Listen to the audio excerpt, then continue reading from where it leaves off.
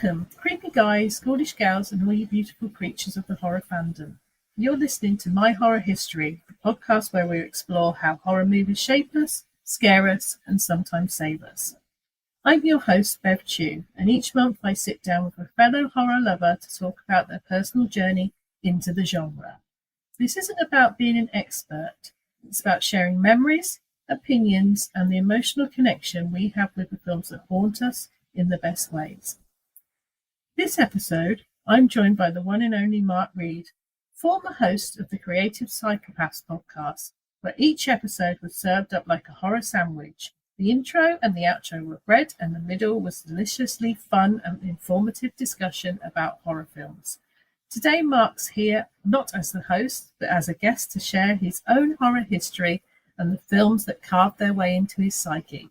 So pin back your ears, settle in, and let's dive into another story from the dark side. Hi, Mark. How are you doing today? Yeah, hi. It's a bit too warm, basically. I personally am fine, but I've got that sort of sheen, that sort of shiny, sticky sheen. That's always fun. Yeah, I get you. We don't do well here in the UK. No, and I'm not sure when this episode's going to be going out, but we're recording this episode in the beginning of July 25, and in the UK we're currently going through a heat wave, and as Mark said, we don't do heat waves in the UK. We don't know how to cope with anything other than rain, and sometimes we don't know how to cope with that either. No, yeah, very true. We're a nation of weather haters. Yeah. Although we love to talk about nothing else. Absolutely. Well, what else is there? Indeed. So, Mark, let's start your horror journey, and let's start with, where did your journey into horror begin? Well, I think. Well, it's quite a journey, quite a road to horror, really. I'd say it started with probably Poltergeist, actually, because that's the first movie I can remember really being scared of. I was too young to watch it, and yeah, it was. It left me terrified for weeks on end. I couldn't even get in the bath. I ended up cleaning myself in the sink for quite a lot of time. I wasn't in the sink, obviously. It was back in the 80s. You used a flannel. You got your flannel wash on. Oh yeah, I remember. How old were you when you saw it? I don't really remember. I think I was about 8 or 10, something like that, and it was definitely too much for me, and it left me really scared of horror movies for such a long time. I remember at one point vaguely seeing the intro to Nightmare on Elm Street, and I couldn't even get through the intro to Nightmare on Elm Street. It was too scary. It's quite a scary little intro, actually. That with him making that glove, but that was enough for me. No, I don't want to. I don't want to see any more of this gloved guy. And I think I used to after that live my horror vicariously through others. Like, I'd have friends at school who'd watch horror movies, and I'd get them explained to me. You know, plot by plot. I was getting live podcasts before it was even a thing, and it's just well, what was it like? And people would tell me very much about the Freddy sequels and stuff like that, and they'd always tell me they were fun, but I wasn't on board with that. No, I get you. I remember that I remember that I used to watch film whatever year it was with Barry Norman, and he was reviewing one of the Freddy movies, and I couldn't even watch the review. Yeah. Because I was so scared about the clip. So I get you. So who would you say introduced you to horror? I would say, yeah, probably my sister, because it's got to go back to that that Poltergeist thing. but she was always a big horror fan anyway, so she used to sort of have VHSs and stuff like that, and there'd often be something on that I'd watch. Well, I wouldn't watch, but I'd see it out of the corner of my eye. And I specifically remember one time we were over at where my nana lived, and she and my cousin were watching, and I think it was called City of the Dead. And I remember seeing a little bit of that, and it was too scary. But I think she certainly set me on the path to getting there. You know, I think after that, my true journey starts with the first Scream movie, which I just introduced myself because I became a real blockbuster guy. Just into blockbuster all the time. And I remember getting the Scream movie, watching it, and then I watched it sort of on repeat about 4 or 5 times because I just couldn't. It was just so good. And for that, I think I mostly enjoyed the mystery element. So the fact that the first time I was like, oh, I wouldn't even. Well, I was thinking about who it might be, and then when you do find out who it is, the movie becomes a bit more interesting. I think, like a second time round, and I think that's certainly where I got my flavor for like, maybe I do like horror movies, so I would start dipping into things that I wouldn't have bothered to see. And I mean, now I'm at the point where nothing affects me. Whatever, put it on. That's good. Yeah. So that's where you'd say horror really stuck for you with Scream. Yeah, that's where it got hooks into me. For sure. And so was Poltergeist the first horror film you ever saw, or was there anything scary before that? I'm thinking that I've got in my head. I was thinking about Poltergeist, but while I was writing it down, I thought to myself, I think I might have seen Teen Wolf before that. And while Teen Wolf isn't really a horror film, it sort of got me very interested in werewolves. And I think I did find the transformation scene in that quite scary. Yeah, I mean, it skirts around the edges for sure. Yeah. I love that film. Me too. Yeah, absolutely. And remember, I don't know what the timeline is between having watched that and buying this toy. I know I was slightly too old for the toy, and I got I don't know if you remember what a werebear is. But yeah, I remember that. Yeah, so it's a teddy bear that you turn inside out, and when you turn it inside out, it's more werewolfy.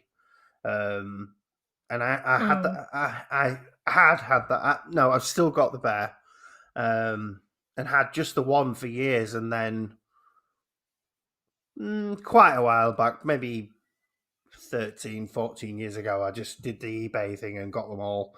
So I have them all knocking around. Oh, right. I have them all knocking around somewhere, which I hope to give to my grandchildren one day. Make them horror nerds just like me. Yeah. Well, you've got to do it. Yeah, absolutely. I know I've tried with my nieces and nephews. So what film would you say scared you the most, and what was it that really got you about that film? I think I'm gonna have to say Paranormal Activity and there may have been scarier films since, but Paranormal Activity is the first horror movie I can remember seeing where I had my big boy trousers on and actually really feeling the tension of that movie. And it's a really divisive movie, I think, because it is a lot of nothing.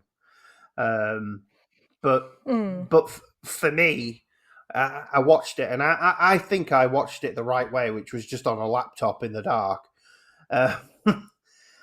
And I watched Paranormal Activity, and I'm sat there, and they've got this whole sort of plot and everything like that. But every night, obviously, for those who've seen it, it cuts to the nighttime where almost nothing's happening, and it starts off with nothing, and then just a little bit of something, and then just a little bit, and then just a little bit more and more. So every time you get to these nighttime scenes, you get this sudden edge of tension. And I just remember watching those movies and that particular movie. I actually really like the Paranormal Activity franchise, but I remember that was the specific one where I thought, I went to bed, turned the light on before I went upstairs.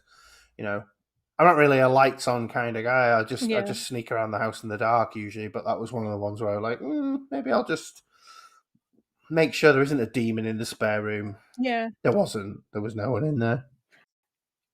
I can understand how that would probably work better on a small screen and in that kind of environment, because it's kind of made for something that you discover. It's like Blair Witch. I mean, I saw them both at the cinema and I found Blair Witch really scary.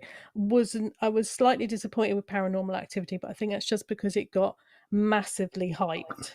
And so I dragged my poor husband along, who was not interested in watching it at all, because I thought it was going to scare me so much I would need him there to hang on to. But it didn't quite do that. But maybe it would have, it definitely would have if I'd just been watching it on my laptop in the dark on my own. It would have scared the shit out of me. Yeah. So has there ever been like horror films that have been a complete surprise to you? Like, it doesn't necessarily have to be in a good way, it could be in a bad way. Like, you were expecting it to be like really scary and it was just tedious, or it just came out of left field, you hadn't heard anything about it, watched it and loved it. I think what I've got written down is Hereditary, because that's a movie where when you sit down and watch it, it takes you by the hand. And I like it when horror does this. It takes you by the hand and it goes, this is what's happening. It's all very obvious, don't worry about it. And then it goes, and then the movie's not exactly where you were expecting it to be, and suddenly it drops into this movie and it's become a bit old hat, I think, now, but it drops into this movie that is about grief and the tension between a family and all that stuff, and it just like,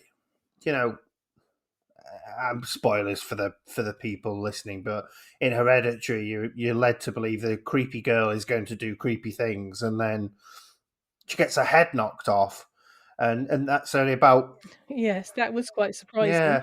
So 30 or 40 minutes into the film. So then, like I say, you're left with this movie that's about this family tension and this tension between a mother and a son, and then there is a supernatural element going on in the background, and it's one of the few films where I've actually been like really on the edge of my seat.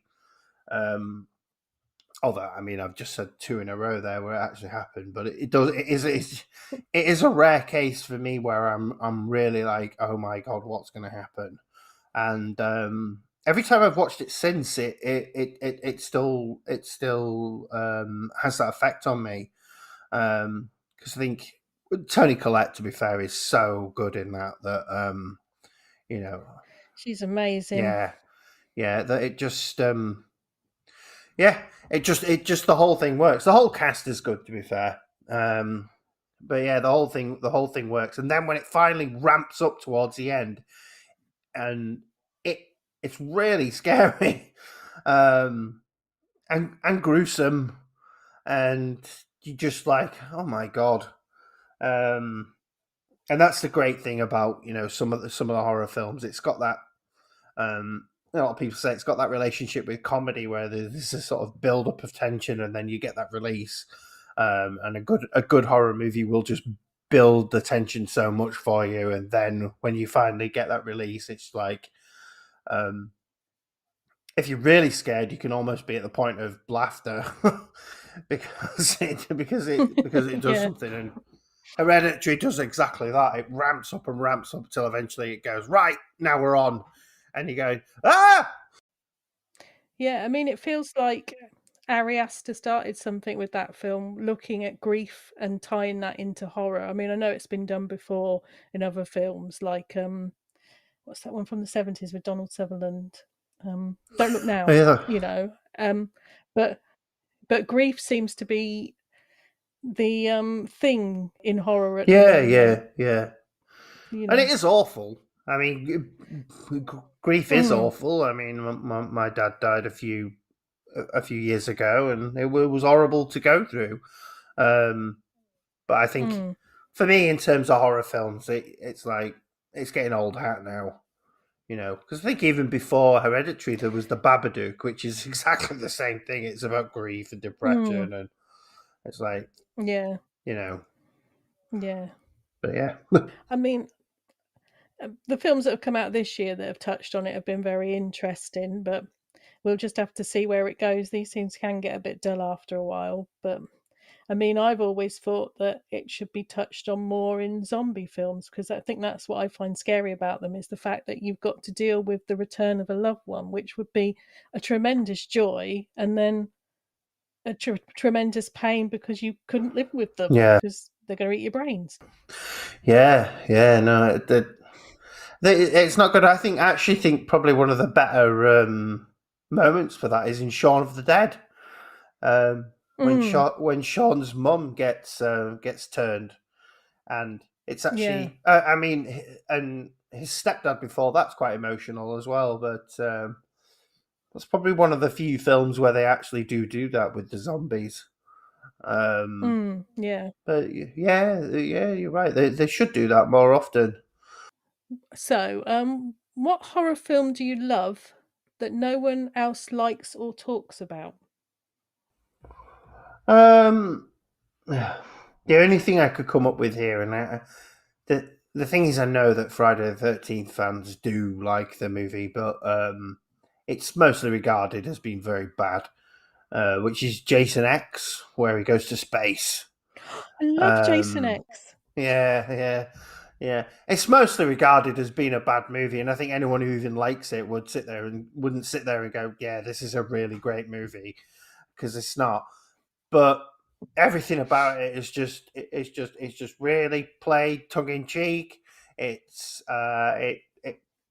panders a bit to Friday the 13th fans, but it's also got this techno um, aspect to it, and it's also as I recall, full of a lot of puns. Um, you don't hear, as I say, I think it probably doesn't quite fit the category because I think most people will tell you that they actually do love Jason X, the same as you just said, but it's it's not a good movie. Um, No, it's a fun movie. it is good fun, and I mean, I think I suppose the worst thing about it is obviously it's Jason in space, which is like, you know, they didn't really need to do that, and it does take away from the franchise really, which initially was quite grounded, but then eventually turned into um, I think Jason at one point fights someone with telekinesis. So you know it. I know that he does. I don't know why I was saying I think he does because Mm, Friday the 13th is my absolute jam. So um, yeah, yeah, that was it. That was the only one I could think of. yeah. I think Jason Takes Manhattan's my favourite. Yeah, Jason on a boat, essentially. Yeah. Which horror film will you never watch again and why? Um, there was a movie I think last year called The Coffee Table,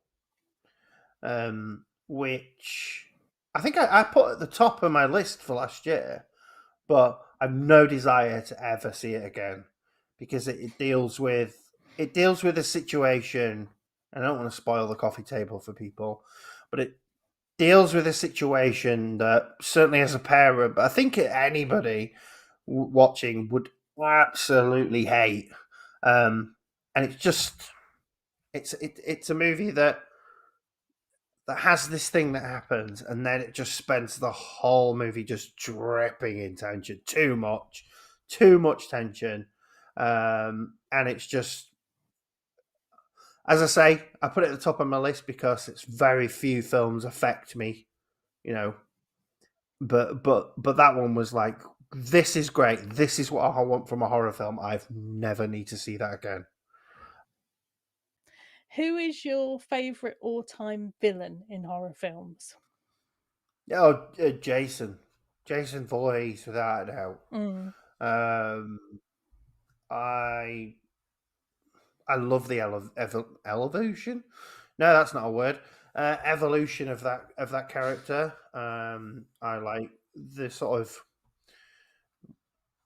famously he's not in the first one, but we get the sort of, I think it's 2, 3, and 4, and he sort of, they kill him in the fourth one, and then in the fifth one he's not in it, but he sort of is, but in him. Anyway, don't worry about that. But by Jason 6, when they bring him back from the dead, it's really got it. I love Friday 6. I think it's one of the best ones. He's got an absolute Terminator vibe, and at that point they give him the sort of absolute supernatural strength and stuff like that, and he's just it's just a killing machine. With it doesn't even feel like there's intent to it either. He just, point him in a direction and away he goes. But the great thing about watching Friday the 13th movies is, you're going to get fun and entertaining kills, which I think is what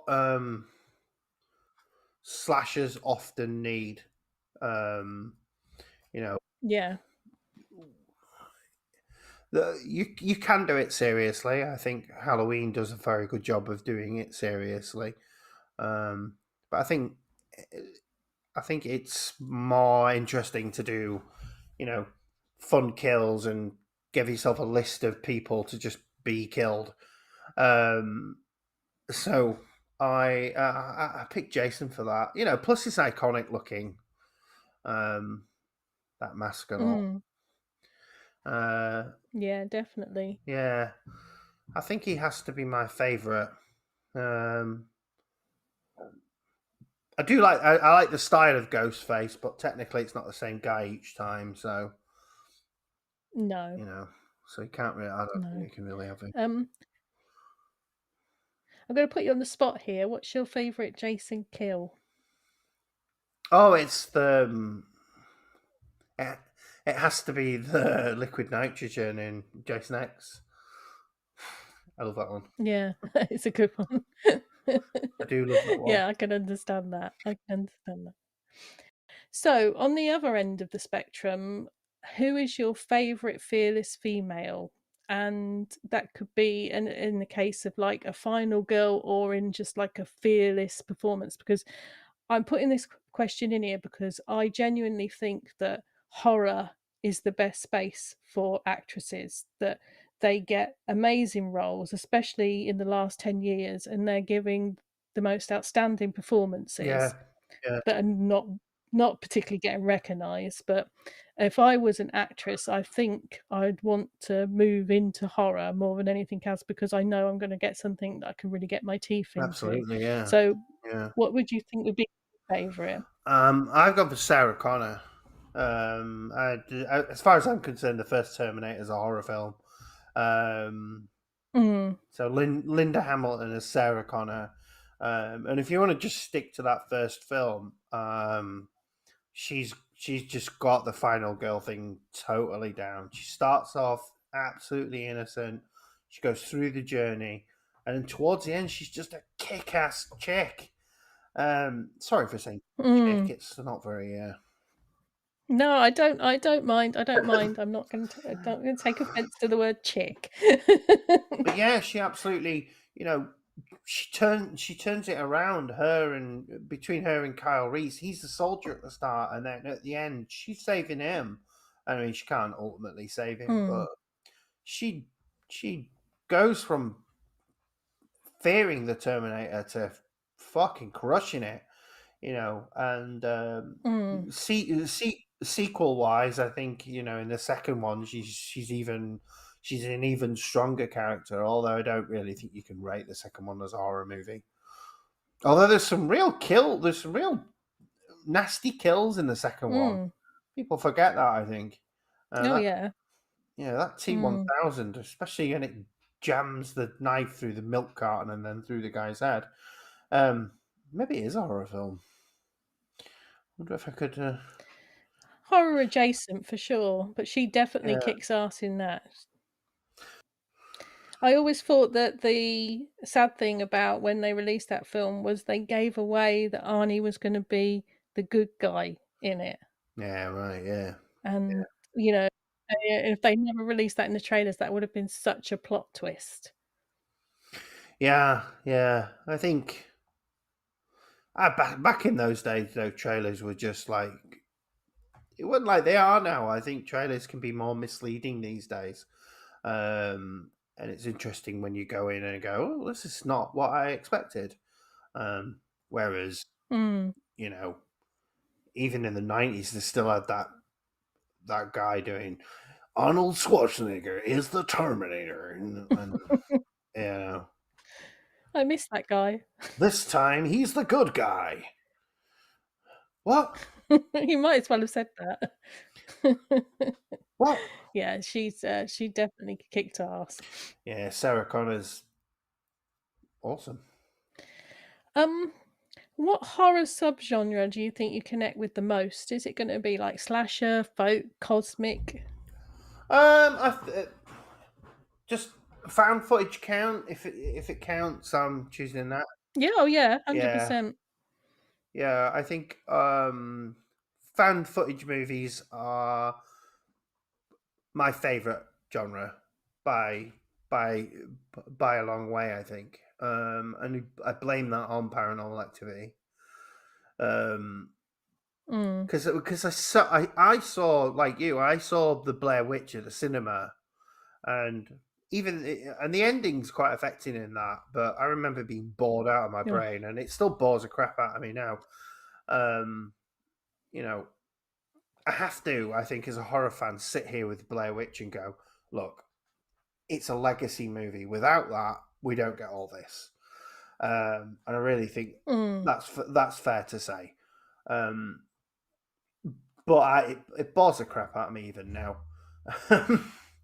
But I think, as a general rule, that found footage movies do this great thing, I think, of obviously getting actors who are generally good, but you've never seen them before, so it's much easier to believe that they are real people in these situations. I mean, don't get me wrong, I'm not naive enough to believe that that's actually happening, but I think it adds to that level of realism that they're trying to get through. And I think, it's not, they're not always necessarily professionally done and stuff like that. And, not only that, I think the found footage genre, for me, is lent people a chance who might not have had a chance to make movies. It's given them a chance to make a horror movie, be it good, be it bad. I mean, going back to Paranormal Activity, I think it cost $15,000 to make, and it made so much money on top of that, and I literally have just paid out for a special edition of the movie. But yeah, I love that part of it too. And I'd include in the found footage movies the sort of faux documentary ones. I quite like those too. There's a movie called the Poughkeepsie Tapes, which is it's like a documentary around found footage stuff, and I like that too. And Hell House LLC's that too as well, but they spend a lot more time in the found footage. That it's sometimes easy to forget it's supposed to be a documentary. But yeah, found footage. I've talked a lot there. Sorry. No, that's okay. That's what you're on for. Would you consider something like Ghostwatch to fit into that as well? I mean, I remember watching that when it was on telly and thinking, what the fuck? What have I just seen? Because it was very confusing. You Yeah. know, very confusing. Did you see it back in the day as well? I actually didn't see it back in the day. Didn't see it until quite recently, a couple of years. I'd heard about it, but I'd never actually seen it. And Ghost Watches has got a great backstory and all that. When you if you can pick up a special edition DVD of that or Blu-ray, then some of that's really great. But yeah, I would include that in that because it's like a faux situation, and I think the good thing about that is, and this is the opposite to what I've just said, is that had real people in it, but they were doing their jobs that you'd expect them to do. So it really worked. Um, you know, Michael Parkinson's playing it straight as Michael Parkinson, and the others, the others like the guy from Red Dwarf. His name is Craig something. Craig Charles. Sarah Green and Craig Charles. There you go. Yeah. And they're just playing it straight down. Mm. This is a TV show that you're watching, and yet it devolves into this horror thing that again I think me and Michael. That's not the name of my co-host. Jeez Louise. Me and Matthew. I don't know who Michael is. Some guy who lives in my brain. But yeah, me and Matthew watched that, and you can see the legacy of that movie when you look at stuff that happened after, and you think, well, and I like that kind of thing. If you can look back Mm. at a movie and go, look, this is the horror genre has ended up here because of these milestones, and Ghostwatch is one of those. It's really good. Yeah, I mean, I think it just did something outstanding for the time because I remember being very confused because it was like, well, is this real or not? Because these are like TV presenters, and that guy is in Red Dwarf, and they wouldn't be lying to me because they're people off the telly. So it was all very, Yeah, very yeah. confusing and scary. So that is a good one, and I kind of understand why you like that genre. I mean, it really allows new talent to come in because it can be so cheap to do. So Hmm. and you get interesting ideas. I mean, I don't know. Host isn't quite, I guess, the same thing. It's more. Well, that's probably got a new genre now, which is social media horror or something. But I'd count that as found footage. you can't host. I You're watching real people doing real things. I think that Yeah. it's included in that, and I think we included in our found footage month. So Oh well, I then have I'm to. glad because I think that one was a really good film. So I was going to say there is one more found footage movie that isn't strictly horror. Um, that's really good called Chronicle. I don't know if you've seen that, but it's about three kids get superpowers essentially, yeah. and it is sort of a horror movie because one of them certainly devolves into that sort of supervillain arc based Mm, upon living in an abusive house. Um, the only problem with Chronicle is that they start doing different camera angles mm, based on the fact that one of them's using his powers to have different cameras pointing, and they're just like, yeah, mm. it should just be the one thing. But anyway, that's a good movie. Right, I might have to have a look at that one as well. I do remember seeing like adverts for it, but never got around to watching it. Oh yeah, Um, so what was the last horror film you watched, and did it work for you? I watched a Japanese horror called Best Wishes for All, which was on Shudder. Oh, Um, Shout out to Shudder, by the way. mm, Um, uh, I nearly went off on a Shudder rant there. Don't worry, I'll bring it back around. Anyway, yeah. So I watched this movie, Best Wishes for All, because it had been recommended on a couple of while I was doom scrolling. You know what I mean? mm, I was doom yeah. scrolling, and I follow a lot of horror people, and a few people said, "Oh, you should watch this." So I was like, "Yeah, why not?" Um, and it starts like it's going to be the best movie you've ever seen. Like Mm. it's so weird and full of tension, and you're like, okay, but then it devolves into something else, and it eradicates the sort of first part of plot that you were watching, and goes into something else, and then it's just again. It's one of these movies that sort of is trying to make a point about society and stuff like that. And by the end of it, it just lost me. So it didn't really work for me at all. Um, I think I gave it a sort of middling review stars because the first bit was really great. Mm. But I think at this point I am getting so bored of, oh look, it's what society's like. And I'm like, I don't care. Just give me a slasher. Mm. Um, or a good slasher at very least. Which I think at the moment the best we've got is Art the Clown, the Terrifier movies, and those are incredibly gory. Mm. Sorry, I've gone off the question you asked me, but Oh, no, yeah, no, no, no, that's fine. I mean, I haven't seen them yet. Hold my hands up, I haven't got around to it yet. Mainly because 'cause I'm not particularly good with clowns.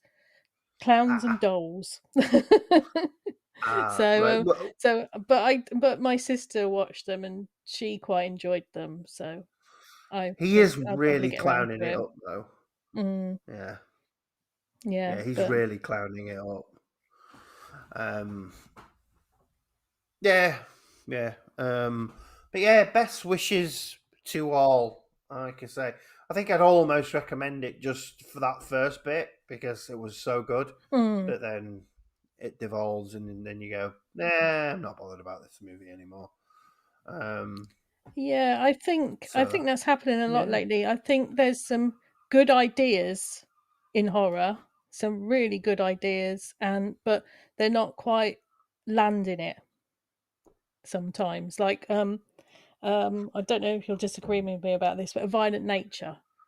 I thought when it was point of view of the killer, it was a really interesting idea. But then when it kind of goes towards the end and then it changes direction slightly, I thought, well, it's trying to be something different now, and that just goes back to a normal slasher film.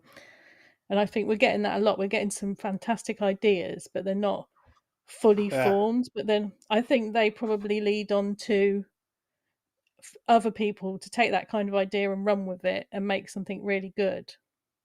So that's yeah, what I'm hoping yeah. for anyway. I think I think I agree with you in a violent nature. I liked it right up until the final girl is on her own, and then it just Mm, loses its steam. yeah, Like yeah. it proper peters out. Like oh, this was great, and then it's like, oh, now it's nothing again. But Mm, I really enjoyed that movie. I think I gave it even maybe 4 or 5 stars because I think um, it was such a good idea, and I thought really well done. But and I couldn't really knock it off for that end bit. But I do agree with you. I think mm, it does start losing steam at the end. Yeah, yeah. yeah, yeah. Right. So, what are your top five favorite horror films of all time? I bet this is a difficult one. If you're anything like Yeah, me, it changes. yeah. I was. I've. This was one I struggled with, and ultimately I settled on. I've settled on some of the movies that I would probably have my. This is the horror history thing. So these are the movies Mm, that I would watch over and over again and remember from a certain age, and having had them affect me. Anyway, that sort of build up to it. Anyway, mm. this first one isn't that. This was a new one I saw. I don't know if you're familiar with Evolution of Horror podcast. Very familiar with it, yeah. Oh, right, okay. I probably met you through that. Um, uh, anyway, I think a couple of years ago they did a home invasion thing. The season was home invasion, and I watched a movie Mm. called Lady in a Cage. Um, and it took me by so much surprise. Absolutely loved it. Immediately picked up a Blu-ray for it, because I think it's it's a movie that is violent. It's telling a story. It's got interesting characters. It's got one of the weirdest openings movies have got. I think it opens on roadkill for some reason, which almost feels irrelevant to the plot. But for those people who haven't seen it, it's essentially a woman gets stuck in her own elevator, which is something akin to a cage, and then people home invade her home, and it's just like I say, really well acted. Really enjoyed it. Made it onto my top 5 quite easily. So yeah, that. Yeah, I remember hearing um, the episode about that, and I've been meaning to watch it, but just haven't got around to it yet. So I'm going to have to put it on my list. One of the things I wanted to do about this podcast, it wasn't just I wanted to do it to connect with fellow horror fans, but also to pick up some tips on what's great out there that I'm missing out on. So thank you. I'm right, definitely keeping that one in right. mind. Okay, well, you've probably seen my top 4, so but we'll see, eh? So in at number Maybe. 4, I've got The Fly from 1986. Jeff Goldblum, that one. Mm. Now, as I say, this movie I would add as part of my history of horror movies. Things I can remember that stand out to me as me really enjoying, but also it feeling like a leap forward in horror for me. Because for those people who haven't seen The Fly, it's very very gory. Um, it's but more body horror, should I say, than it is absolute. Sorry, tiny finger. Um, for those of you listening at home, I've got a tiny finger on a stick that I'm playing with for no reason. What was I saying? The Fly. Yeah. So for me, that was my first step into, I think, what counts as real, proper body horror. Um, but not only that, people talk about elevated horror like it's a new thing, but something like The Fly sits exactly there because it is about, you know, what it's like to live with the terminal disease, or what it's like to, you know, struggle with life and, you know, identity and stuff like that. It's all in there, and you know, I love to see Goldbluming about. Don't we all?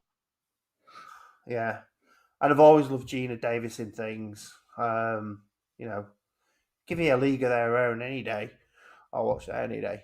So yeah, The Fly. It's one of those movies that I can just watch relentlessly, never get bored of it. Yeah, love it. Yeah, it is a great one. Yeah. So let's see. So do you want number 3? Yeah. Um, 3 is Scream No. '96. Yeah. I talked a bit about it, but I think, like I said earlier, Scream's the point where I went, maybe this genre's for me, because it's because I think the reason that Scream works, and this is why why it was popular, is because it goes, horror films are real and you're in one. Mm. Um, you know, it does that pop culture thing where you can go, I know these things, or I can, you know, and it wears its heart on its sleeve in in terms of that, even so much as telling you what the rules of a horror film are in the horror film. Like, don't do these things, you know. And we all knew it, but those things have become, you know, more part, I think, of the sort of horror zeitgeist, as it were. I don't know if I'm using that word right, but whatever. Um, like the rule. We all know what the rules are now. Yeah. Yeah, Um, that's it, and but because we weren't connected back then like we are now, we were just saying it in our little friend groups, like, "Well, you don't go into the cellar, that's stupid," and, "Oh, you don't wanna have sex because you'll only survive if you're a virgin," and we were saying these in our little friend groups, but because we didn't have social media or anything like that, we didn't know that everybody else was saying it as well, so when he yeah, put that on screen, we're just like, "Oh, shit." We're all doing it, and it was just amazing. I remember all my friends just, like, losing their minds over that. Such a good film. yeah. So it's amazing. We found on our podcast that a lot of people's kicking off journeys were Scream. Mm. Um, it's it it's interesting that it's played that part in a lot of people's lives. So yeah, Scream. Now number two, I've got An American Werewolf in London, which I attribute to my dad. He sort of made me watch it because his sort of thing was it's actually quite it's a bit funny. Mm. So I thought. Um, but by the way, when I first watched it, I totally disagree. It was not funny at all. Um, I tell you what, when the Nazi werewolves break into his house in that dream, oh my god, that is so scary. That's probably the scariest bit of the film. But now I can watch it and enjoy the comedy of it, and enjoy. I find it infinitely quotable. I have a friend who I do quote it with, and you know, from an effects point of view, that werewolf transformation is just spot on. Again, I could just watch it over and over, and I think to me, that's my standard for a top 10 in movies. That if it's something that I can rewatch all the time, like it'd be easy to say, you know, the greatest top five horrors of all time. I could pick that out easy, but I think to me, it's the movies that I would just sit and rewatch. And I think American Werewolf set the standard for werewolf movies. It set the standard for transformations, and I always thought the really interesting thing about this transformation, and something that I think they've done that they follow on with now, is that the transformation is incredibly painful. I think sometimes people I think miss the spot on that, but I think the fact of the matter is your bones are snapping and changing, and you've got hair being ripped, your skin and bleh. I don't fancy being a werewolf, to be honest. Or do I? No, okay. Maybe a teen wolf. I'd quite like to be good at basketball or some sort of sport. Um, I wanna do a funky dance. yeah, yeah, that's true. Yeah, Mm. and get the girl. Oh, I'll take it all. All right, I will be a teen wolf, but I don't want to be an American werewolf. I mean, I'm not American anyway. I'll just be a regular werewolf. English werewolf in America. Oh, make that film. Uh, anyway, so yeah, that one. My top one. Anyone who knows me, anyone who's listening to this who knows me already, it's Jaws. Um, Jaws is my top horror film of all time. Now, some people are going to argue with me that it's not a horror film. Those people are wrong. Um, They and are wrong, it is a horror film. yeah, it is. People have argued with me, and my thing is always like, I tell you what, like, swim out to the sea where you can't see your feet, and tell me you don't hear that theme tune. Um, Mm. and most people do, because that movie had an effect on people. It sure Yeah, did. yeah, yeah. Those people were not around in the '70s. They didn't see all the people not going in the water. Absolutely, yes. Well, I think for me, one of the good things about Jaws, and I don't want to talk loads about the movie because I always end up not really saying anything because I love every part of it, every bit of it, the acting, the story. Considering it's a 2 hour movie, and I prefer a tight 90 myself, it just goes in no time at all. You get two kills Mm. within the sort of first 12 minutes of watching the film. Um, and it's well done in that case because anytime anybody's in the water, you're like that.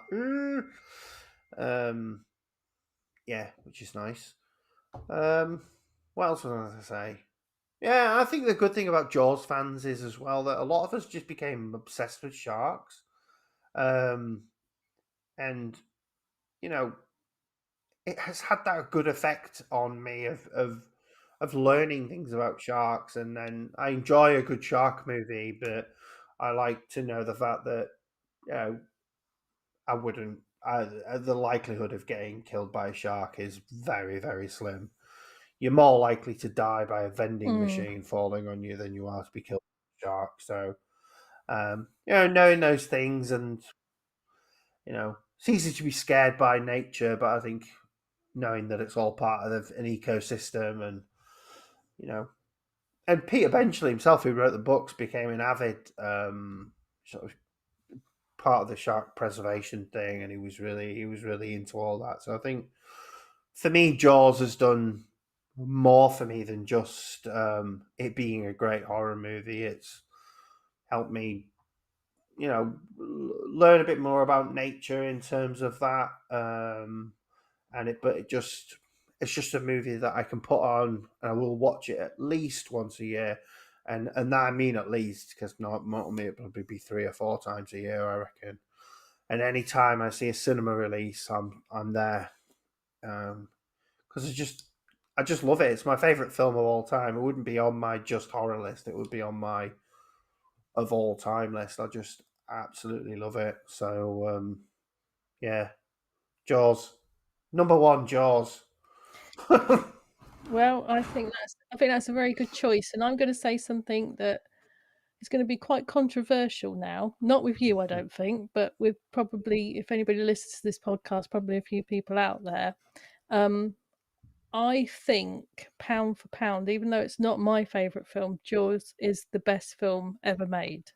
I Wow. think it's I think it's probably perfection in the way it's made, in the way it builds, and like you say, the acting and the characters and the dialogue. Just little things like the kid copying his dad's Mm. mannerisms at dinner. Little touches like that. I think it's a work of genius, and I know other people out there are going to say no, it's Citizen Kane or it's The Godfather or something like that, but I genuinely think it's Jaws, and it changed the landscape of films forever as well by becoming the first proper summer blockbuster. So Yeah, that's my opinion anyway. yeah. I think you're onto something. I mean, even I don't agree with that. I mean, personally, for me, it's my favorite and best film of all time. But I think there are other films out there that I probably would, if I had to be really objective about it. But I don't have to be, do I? I don't have to be objective right now No, in you this don't have to be. podcast. I could just say, look, Jaws is great. If you haven't watched it, you should, and don't argue with us about whether it's good or not because it is. Um, I think lovely.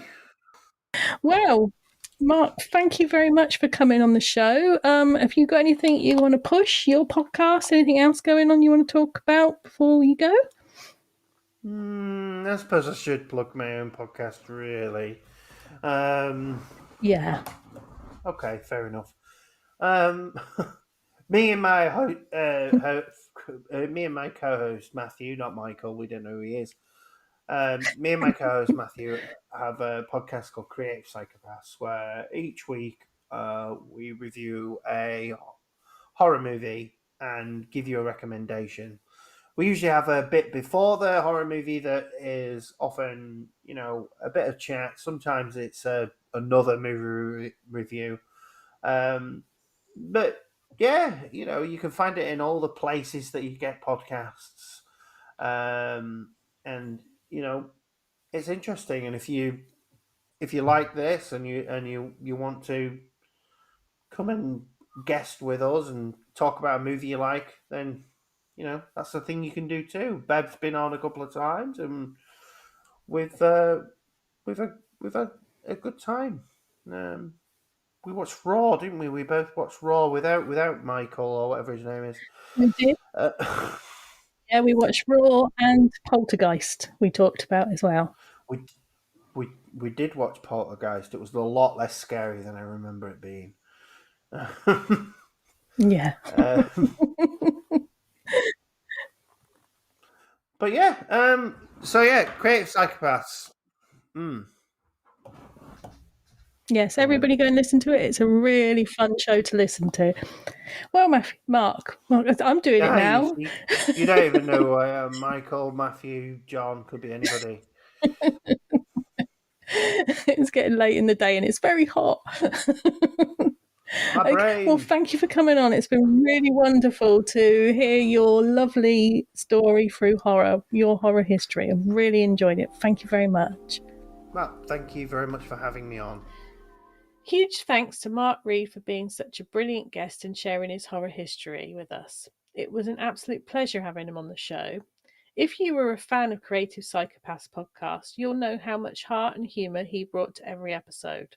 While the podcast has sadly come to an end, the good news is there's still episodes out there, so if you haven't already, go and give them a listen. There's a whole archive of horror sandwich goodness waiting for you. At the end of each monthly episode, I'll be sharing a recommendation. Something I think that you spooky guys might enjoy. This month, it's the brilliant Discover the Horror podcast. I stumbled across this a couple of months ago and I'm officially hooked. The hosts have a deep, infectious knowledge of their genre and they're brilliant at helping you uncover hidden gems and going back to old films with fresh eyes. You can find more info on their website and trust me, it's well worth the dive. And before we go, a little plug for the company I work for, or Jigsaw Puzzles. Yes, I make jigsaw puzzles for a living. And if you're a puzzle fan and you're a horror fan, we have a wonderful range of jigsaw puzzles just for you. Des Skin has a wonderful horror line going back looking at Hammer and Abacus films, and we have a beautiful range by a company called Alchemy. They're creepy, beautiful, and perfect for a cozy night in with a cup of tea and a touch of terror. You can find them at alljigsawpuzzles.co.uk. Next month, I'll be joined by my good friend and colleague, Linda Munden. She's a horror fanatic, and I can't wait to share her journey with you.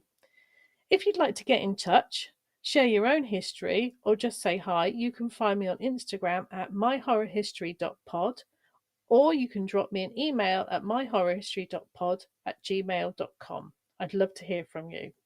Well, thanks for listening, and until next month, stay spooky, stay curious, and keep sharing your horror history. Bye.